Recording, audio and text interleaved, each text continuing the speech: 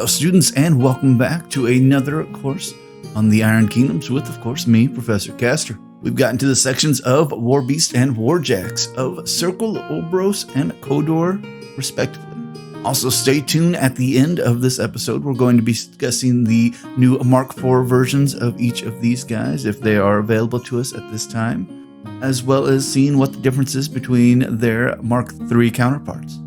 Also, please leave a like at the beginning of this video. It does help with the faculty and administration, aka the YouTube algorithm, as we are all aware. And let's begin.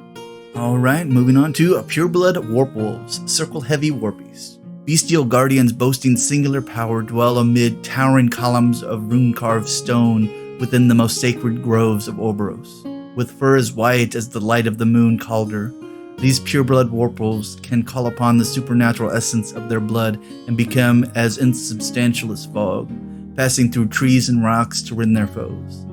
They can unleash the same primal powers in a discordant of howls that opens bleeding rents in flesh and can even shatter stone.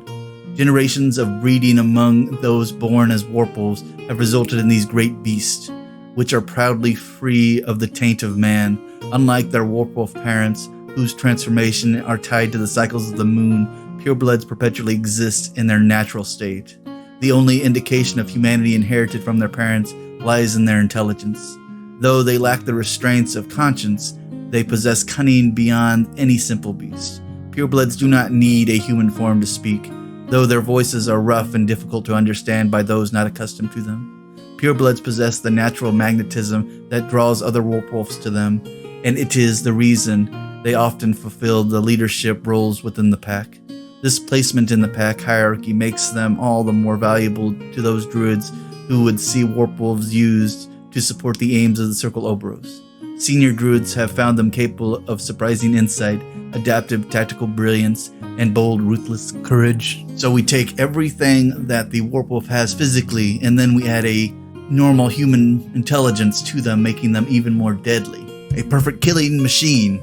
Kind of like Cardchef, the Terrible, but faster and probably not in nearly as much pain. I've taken on Pureblood Warpwolves a number of times as well, and these guys are no joke with the intelligence and cunning, because they know how to get around places. They don't have to go full front. They can actually pop out of the woods in any kind of general direction. They can find you behind buildings, behind walls that they just walk through, and that's not just because they jumped over it. It's because they have the ability to just move through things like a ghost.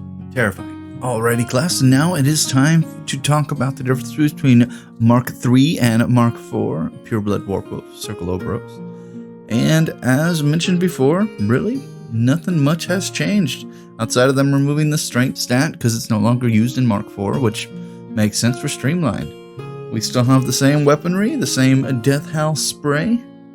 We still have his double claws. We still have all of his controlled warping, being that of Ghostly, Spell Word, and Warp Strength, which does the ability to regenerate.